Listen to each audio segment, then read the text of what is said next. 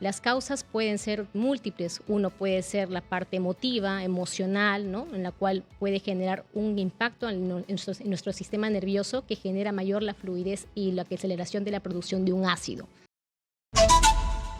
Hablemos de salud. Llega gracias a Surco Salud, porque en Surco Salud cuidamos tu salud. Estamos esta mañana con la doctora Milagros Encarnación. Ella es especialista en gastroenterología de Surco Salud. Bienvenida. Gracias por estar con nosotros. Muchas gracias a ti, Nicolás. En verdad estoy agradecida por la invitación y informar un poquito a nuestros pacientes en algunas dudas, ¿no? De los casos que tenemos, principalmente de lo que vamos a conversar ahora. Claro, el tema para empezar, de la gastritis, ¿no es cierto? O sea, hay mucha gente que se queja de tener molestias y dice tengo gastritis, pero lo primero es cuáles son los síntomas, pero sobre todo, ¿cuál es el origen? O sea, ¿por qué a una persona le puede dar gastritis? Normalmente hay múltiples causas que pueden generar una gastritis, ¿no? Principalmente en lo que es el síntoma, es un dolor a nivel de lo que es la boca del estómago, como dicen aquí, doctora, me duele. Es un dolor en el cual va a generar como un tipo de ardencia o un tipo opresivo o un tipo punzada. Cada paciente es distinto en su síntoma. Las causas pueden ser múltiples. Uno puede ser la parte emotiva, emocional, ¿no? En la cual puede generar un impacto en nuestro sistema nervioso que genera mayor la fluidez y la aceleración de la producción de un ácido. De lo cual ácido... Porque eso es, ¿no es cierto? Sí, ese ácido lo que produce que es una inflamación. Al tener un cambio en ese sistema nervioso, que es el simpático, aceleramos lo que es la aceleración y la producción de un ácido, en la cual inflama la parte del estómago, ¿no? Y es por ellos que se quejan. Por eso a veces dicen, doctora, solamente cuando estoy en el trabajo me suele estos problemas, pero cuando estoy en casa estoy tranquila. Entonces, eso es más que nada como una gastritis emotiva, ¿no? Otro factor causal sí sería los medicamentos, ¿no? Pacientes que normalmente toman medicamentos crónicamente y lamentablemente pueden tener un cierto gastritis porque hay medicamentos que son fuertes y pueden dañar a la mucosa del estómago. Que pueden inflamar, ¿no? Exacto. Aunque ahora la tendencia es a que los medicamentos tengan estas capas protectoras. Capas protectoras, ¿no? Que no son todas, pero no, obviamente que sí, ¿no? Y tienen aparte diferencia de costos, ¿no? Que a veces algunos pacientes no pueden en el costo. Ahora, hay me imagino, alguna gente, no sé, por razones genéticas o lo que fuera, más, o sea, que tienen mayor predisposición a tener una gastritis, ¿no? Normalmente en algún cierto tipo de sangre, principalmente, por ejemplo, en el O positivo, tienen más riesgo a tener el tipo de gastritis, que es uno de los tipos de sangre más comunes, ¿no?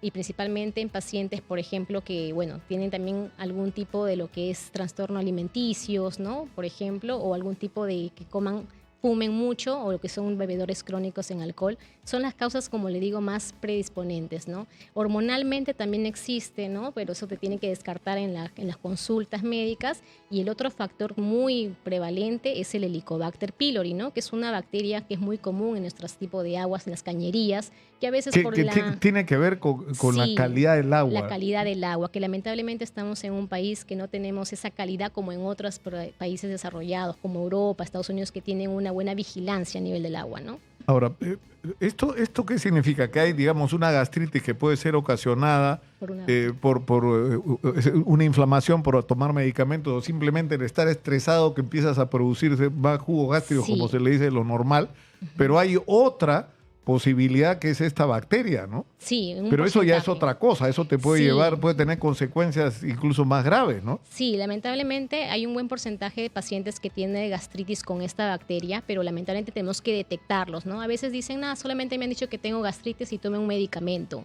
Y no se observan, no se vigilan y lamentablemente llegan a etapas ya muy tardías. Esta bacteria tiene propensa a generar cáncer gástricos tempranos, ¿no? Entonces es mejor tratar en pacientes, obviamente a unos ciertos pacientes en la cual tienen predisposición genética, como mencionaste antes. Tengo mi familiar que tiene cáncer de estómago. Entonces me han detectado el Helicobacter, ¿tengo que tratármelo? Sí, si tienes síntomas deberías de tratarlo para no llegar a una etapa final de encontrarte un cáncer gástrico a una edad, ¿no? Por ejemplo. Claro, ahora hay un alto índice de personas afectadas por el cáncer de estómago, ¿no? Sí, la mayoría, por ejemplo, ahora antes se veía mucho más en 45 años para adelante, pero ahora es mucho frecuente en 35. Estamos viendo casos muy raros, pero estamos viendo ya casos que no se han hecho seguimiento y han dejado de ir por no ir a una consulta. O sea, lo que has hecho es has contraído el Helicobacter pylori, por así decirlo, has vivido con él hasta el punto que te ha generado un cáncer, ¿no? Sí, por no haberlo tratado. Por no hacer un seguimiento más que nada, ¿no? Ahora, pero la asociación, ¿cuál sería? Agua de baja calidad, inflamación por Helicobacter pylori y finalmente cáncer. Sí, normalmente mis pacientes cuando llegan me dicen, doctora, pero yo no consumo agua de caño, pero lamentablemente sí consumo en la calle, entonces no sabemos exactamente cómo lavan las verduras, cómo hace ese proceso de algún tipo de alimento, cómo hacen el lavado de lo que son los vasos y X cosas, ¿no? Entonces yo les digo, señora, si es que puede consumir verduras sancochadas, mejor, ¿no? En lo que es en la parte de afuera, hágalo, porque normalmente sí, yo sé que usted en casa lo va a hacer con una agua hervida fría, desinfectar sus verduras, ¿no? Correctamente, pero a veces en la calle no. Ahora, ¿qué? Lo recomendable entonces es no tomar agua de caño, tomar agua embotellada. Embotellada, procesada. Y sí, digamos, no todo el mundo, o sea, vivimos en un país agobiado por la falta de empleo, ¿no es cierto? Claro. La gente, hay mucha gente que no la está pasando bien. Entonces, si no tienes la posibilidad de comprarte una botella de agua, ¿qué haces? ¿Hirviendo el agua es suficiente? Sí, se puede hervir el agua, es la única forma en sí. También hay una forma de desinfectarlo, es con unas gotitas de cloro. Dicen, no, pero me va a hacer daño, ¿no? Con 2 gotas de cloro en lo que es 1 litro de agua podríamos... 2 gotas en 1 litro desinfecta el agua. Podemos desinfectar, sí, pero recomiendo, como le digo, que sea una agua hervida, ¿no?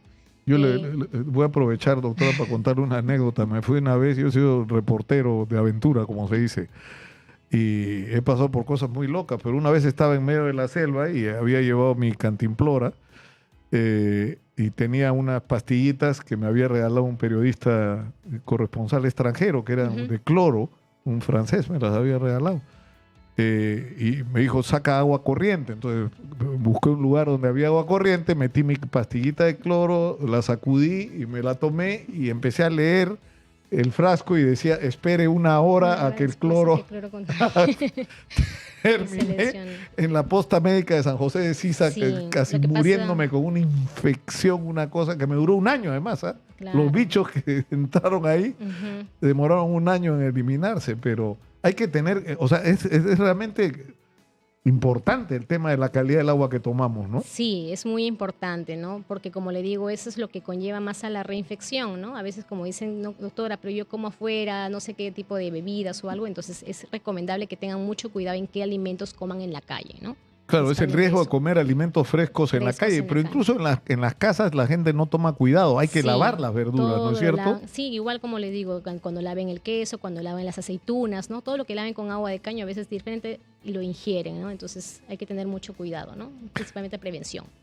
Ahora, bueno, lo del estrés hay que aprender a manejarlo, ¿no? Parece mentira, pero que pueda tener una situación estresante, un efecto físico así. Sí, ¿no? Estamos teniendo una prevalencia alta en el consultorio de Surcosalud de lo que es el colon irritable, ¿no? Que es el otro tema, el ¿no? otro tema, sí, porque es una cosa en la cual los pacientes vienen y me dicen, doctora, vengo por dolor abdominal, se me hincha el estómago, pero tengo todavía mis alteraciones en las frecuencias de mis disposiciones, a veces aumentadas, a veces no, estoy estreñida. Me han sacado múltiples exámenes y no me encuentran nada. No tengo parásitos, no tengo bacteria.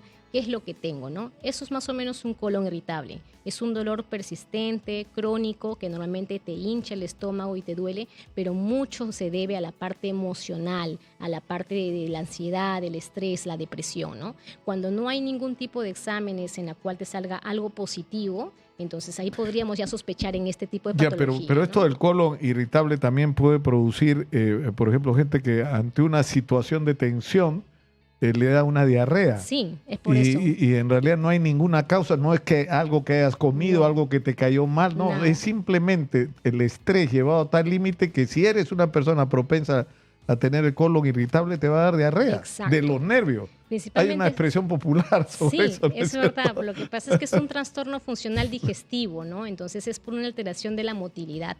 La principal causa es por el estado de humor, la ansiedad, el estrés, la depresión, y otro también depende mucho del estado alimenticio, ¿no? O sea, cómo se está alimentando, ¿no? Los procesados, los embutidos, los excesos de grasas, carnes, lácteos o trigo, ¿no? Normalmente también pueden desencadenar este dolor. Y lo único que tendrías que hacer es, obviamente, pasar por nutricionista para que te quite estos alimentos y mejorar en otras que no te hacen daño, ¿no? Ahora, digamos, para hacer una revisión, por ejemplo, en el caso del colon irritable, ¿qué es lo peor que puede pasar? O sea, si eres una persona con colon irritable, ¿qué tipo de tratamiento necesitas y qué te podría pasar en el peor de los casos si no lo sigues? Mire, como es una alta prevalencia, lamentablemente muchos pacientes vienen y no pueden trabajar. Dicen, doctora, yo no puedo trabajar porque tengo este dolor, esta persistencia que no me curo, entonces tengo que pedir descanso. Entonces, lamentablemente hay mucho ausentismo laboral, ¿no? Lamentablemente se quedan sin trabajo. Tenemos que hacer un seguimiento. Esto es un diagnóstico en el cual es un tratamiento múltiple, ¿no? Tengo que llevar a la mano con un nutricionista, con un psicoterapeuta y con nuestra especialidad que es gastro y hacerle un seguimiento.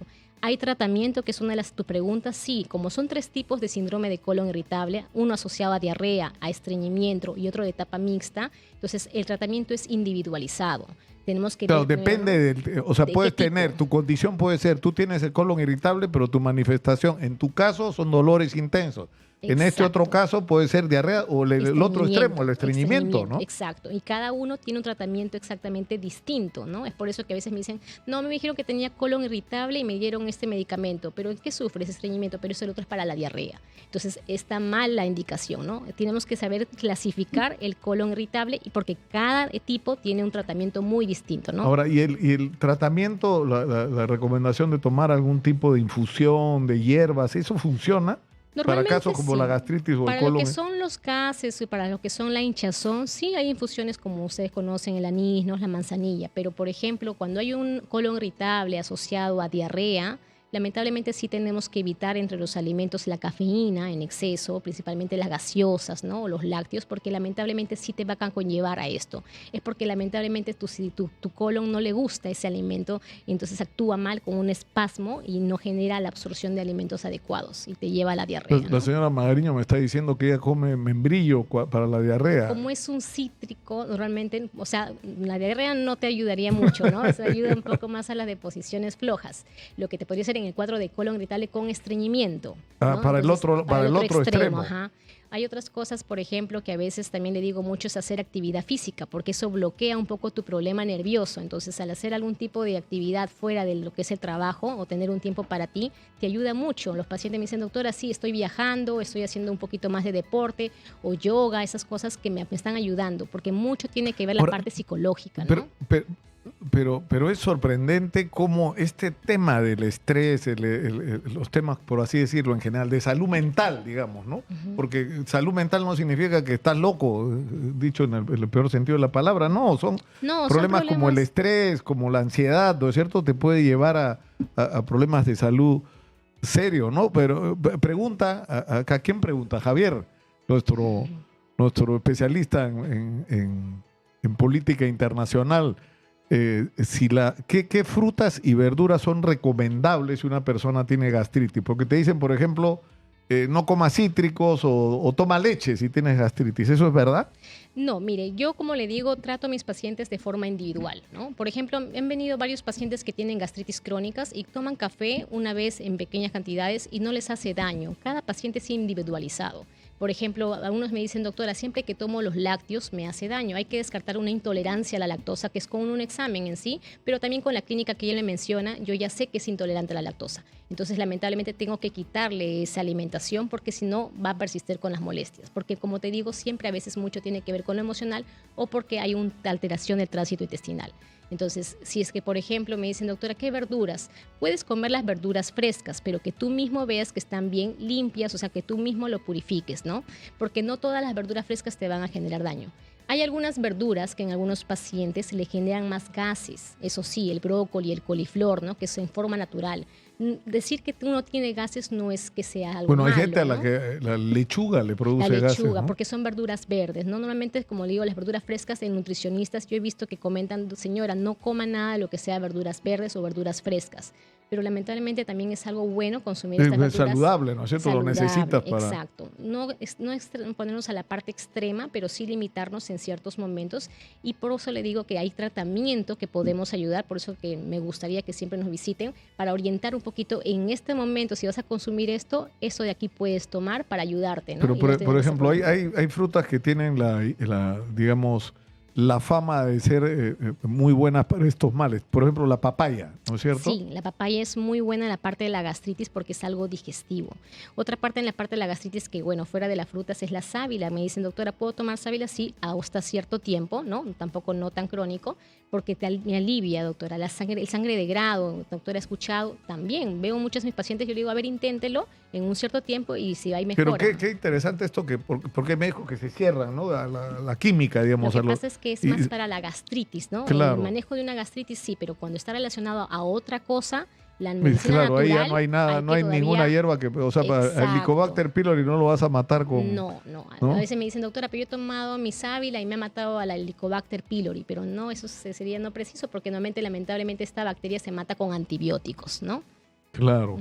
Ahora, ustedes están todos los días, ¿no es cierto?, de lunes a sábado. Nosotros atendemos en Surcosalud, en todas nuestras sedes, de lunes a sábado, desde las 8 hasta las 6 de la tarde o 7 de la noche en algunos servicios, ¿no? Y bueno, cualquier cosita en duda, nosotros estamos ahí. Me han reportado que van a trabajar el lunes, que es feriado, sí, pero ustedes atienden, ¿no es cierto? Sí, ya el lunes 9 de diciembre vamos a trabajar de 8 a 6 en todas las especialidades. Cualquier consulta, algún tipo de que tengan dudas si la especialidad atiende o no, pueden marcar al 01-713-0301, en la cual están brindándole la atención a las chicas para cualquier ayuda. Milagros Encarnación ha estado con nosotros, doctora de Surcosalud. Muchas gracias. Cerramos nuestra secuencia por el día de hoy. Hablemos de salud. Llegó gracias a Surcosalud, porque en Surcosalud cuidamos tu salud.